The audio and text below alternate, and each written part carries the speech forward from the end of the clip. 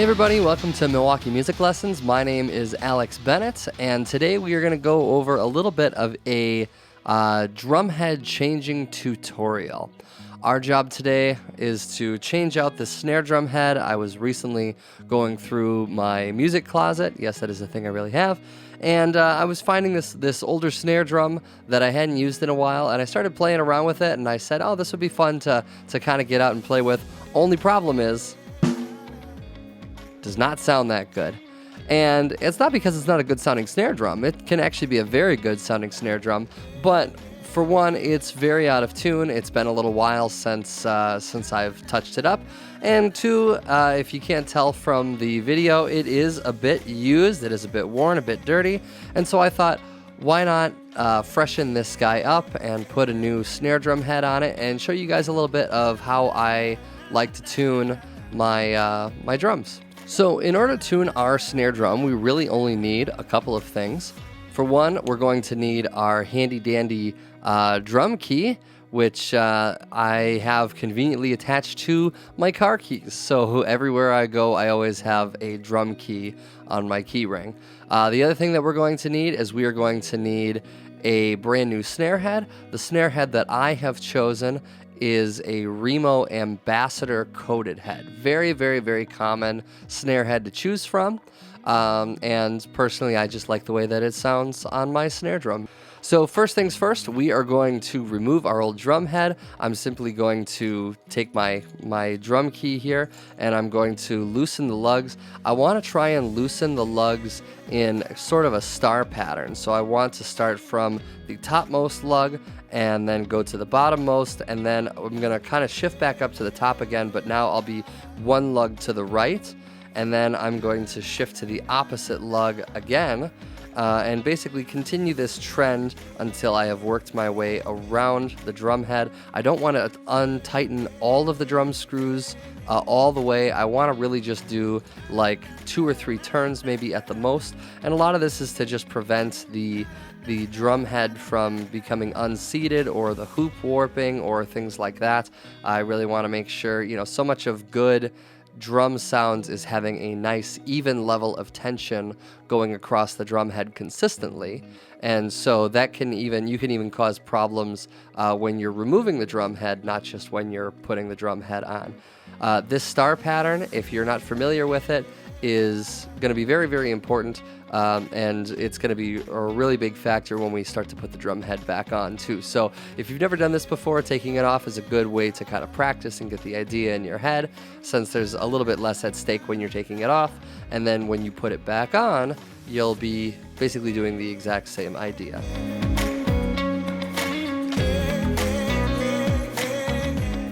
Once you get the drum screws loosened up enough, you should be able to simply remove them by hand, at which point you can abandon the 5-star method because they're so loose that there's not actually any tension going on across the head.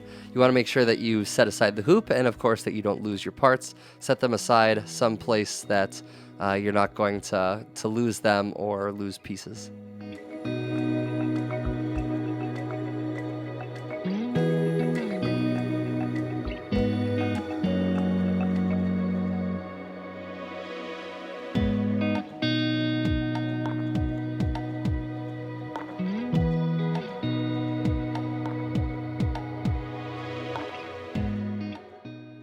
Now that I got the top head removed, I'm actually going to spend a little bit of time and tune the bottom head first. I'm not going to replace the bottom head in this video, although it is important that even if you change your top head, like not all heads need to be replaced at the same time. Usually the bottom head you want to change about once every 3 changings of the top head, and since this bottom head was put on in the last one, I don't need to actually replace this guy. So since I have the top head off, I'm going to tune up the bottom one, since it's a little bit easier to tune the bottom head independently. But you could do this after you'd put the top head on, so if you kind of flip the order, not a big deal. There's just a couple extra steps. You want to make sure that you dampen down the top head so that you've got a little bit of independence and you're not accidentally hearing the top head ring when the bottom head is ringing. So let's flip over our snare drum here and give this guy a quick tuning. Now with the snare drum, we have the added problem that we have the snares still touching the bottom head, especially if we flip it over. Gravity's obviously going to pull it tight. So even if I loosen my my snares here, I'm still going to get, you know, the snares touching the lower head. So what I'm going to do here is I'm going to take my drumstick, one of my drumsticks here, and I am going to actually slide it underneath between the snares and this drum head. Of course, I've disengaged the snares from the side of the shell, because otherwise there's no way that you're going to fit it under there. You're probably going to actually cause more harm to the shell if you have too much tension on there. Sometimes, you know, even if you have it loosened, you might still have too much tension. So I don't recommend this if you feel like you're having to force it. Find some other way to put something underneath here. If you're really worried about it and you really want to make sure that your snare's in good shape, you can always just loosen and undo the connector holding it on the side.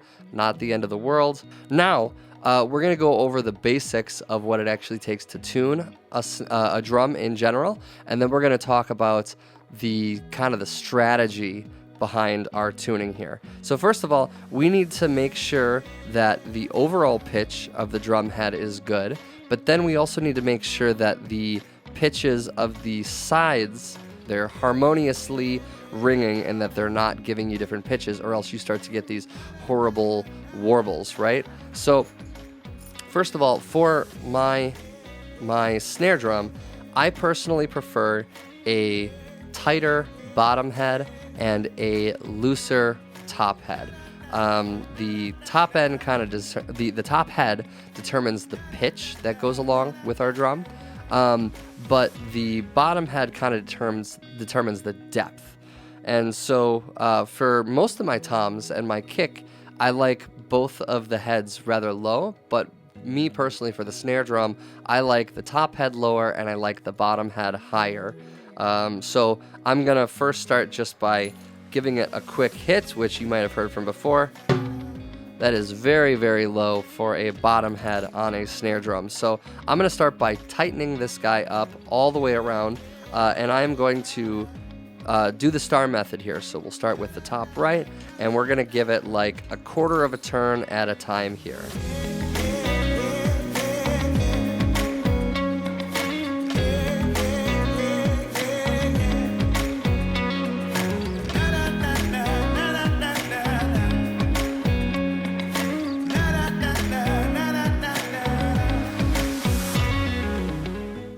Okay, so I've given it 2/4 turns now, you know, from basically all the way around. So let's see where we stand now.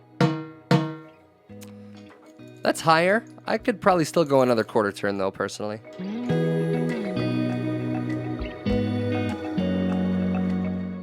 All right, let's test it one more time here. All right. Not bad. We may or may not decide to shift that up even a little bit higher. But for now, I'm going to leave it just because it's a whole heck of a lot better than where it was before. So now that we've gotten kind of the overall pitch relatively close, I want to test and make sure that the sides are even, right? If we have some uneven sounds, we're going to get these odd warbles. So I'm going to kind of just very lightly put my pointer finger on my left hand at the center of the drum. I'm trying not to apply any pressure. I'm just trying to let it lightly stay there. And then I'm going to hit each corner and just to see if there's any slight differences in pitch. It's pretty close there.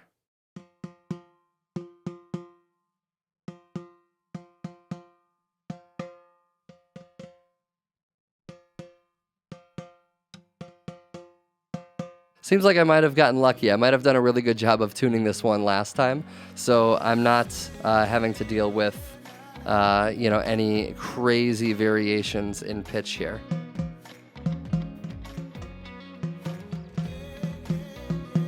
You know, now that I'm listening to it again, I might even just go another quarter turn up, honestly.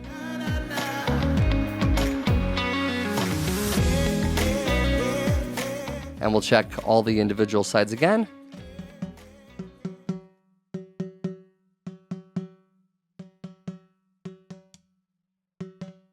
Oh, one more time.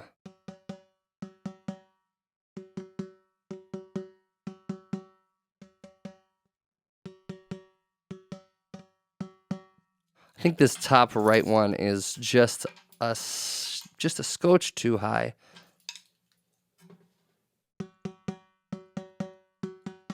Yeah, there we go. All right. Fairly even all around though. Our first one, pretty simple. So now that we've got this guy down, let's flip this snare over and do the other side. So now that I've got it flipped over, we're going to put a brand new head on the top side. The first thing I want to do is I want to check the edges of the shell and just make sure that there's no wood shavings or anything like that trapped inside of it.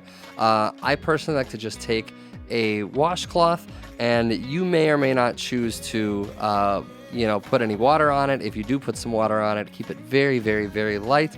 We don't want to we don't want to do anything that's going to cause the shell to warp or absorb any water or, get high spots, low spots, things like that.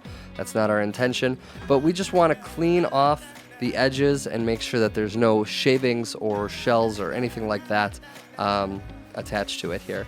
If you want to, you can also do the same thing with the rim of your drum here, and just kind of clean off the underside, the insides really quickly, and make sure that there's nothing, no dust, no particles trapped inside there. That'll help you get a nice, smooth, even consistent contact around the head, which is going to be really important for very precise tuning.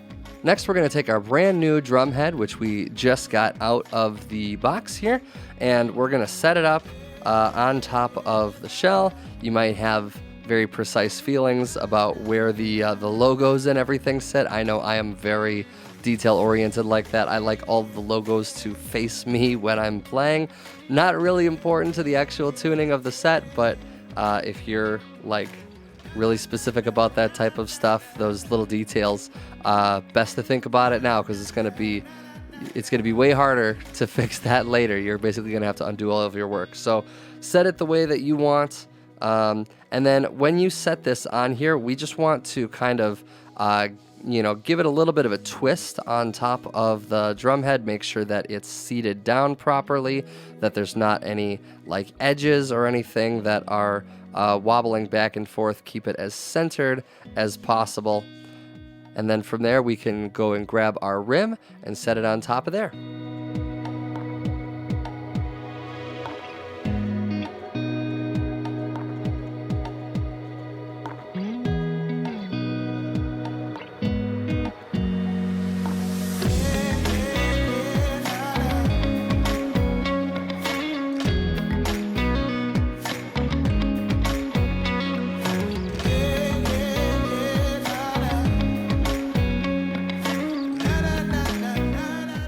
All right, now that we got the drum head on, obviously it's not going to sound very good because we haven't really tightened it or tuned it yet. So our next step really is to start, getting a little bit more tension on top of the drum set here. And that's where we're going to bring our handy dandy drum key back into the equation. Again, we're going to be doing the star technique. So that means that we want to do, like quarter to half turns at a time, starting with opposite corners. You can either go clockwise, counterclockwise, doesn't matter, just as long as you're doing opposite ends as much as possible.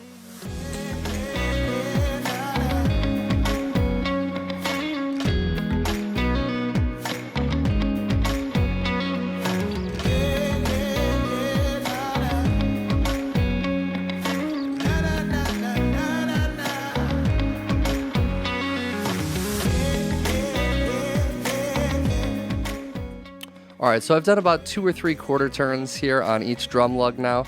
But before I start getting really specific into the tuning, what we're going to do is we're going to make sure that our drum head is seated well, and we are going to stretch out this drum head. And so what you can do is you can take your hand, you make it into a fist, put it on the center of the drum, and then give it a press. You're going to start to hear a little bit of cracking from the snare drum and that's not the shell cracking, I promise. That's the drum head itself actually cracking. This is probably a little bit easier to do if you set it on the ground as opposed to put it on a snare stand like I'm doing right now. So now that we've stretched it out just a little bit, now we can start to check our kind of our overall tuning level here. Still a little bit low in my opinion. I think I could raise it up a little more.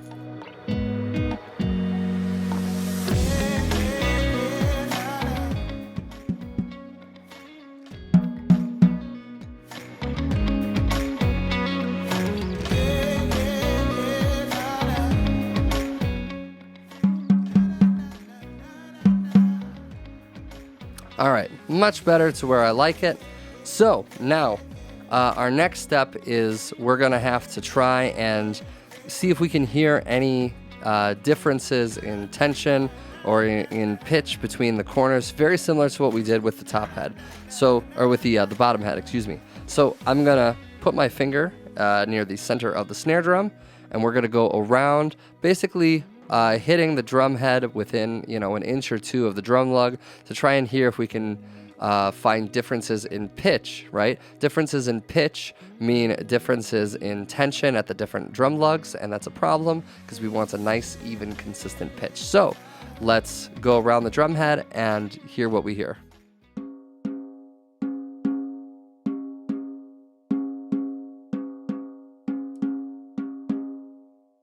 So maybe you can hear it in the recording or not. It's very subtle because we've gotten it pretty well centered. We've done a pretty good job of keeping it consistent, but this first drum lug that I'm hitting here is just slightly higher than the rest, than these other two. So I have to decide as I go around if I want to lower this one to compensate, or if I want to raise the other two.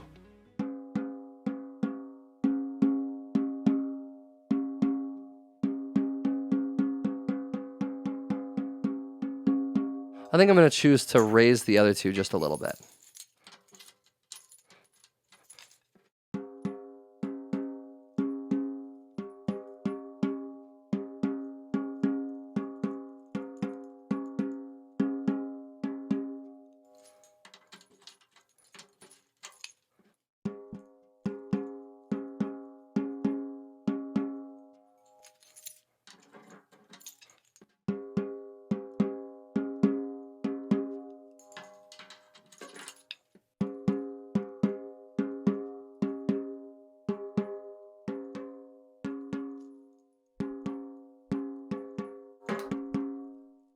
Ooh, yeah, this last one here is definitely a bit lower than the rest.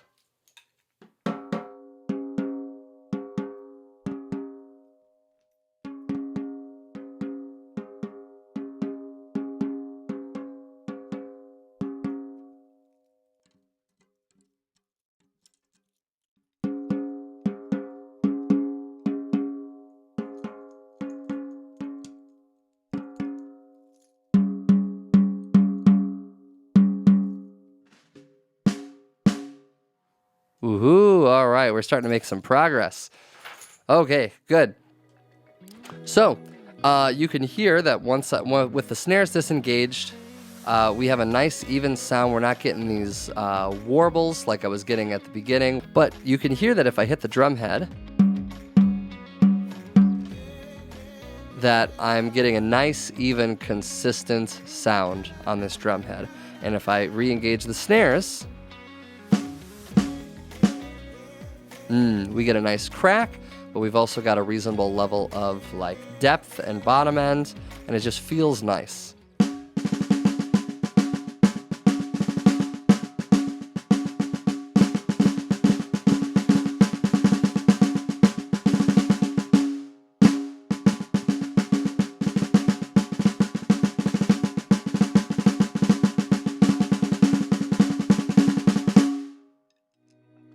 That's good stuff right there. I love it.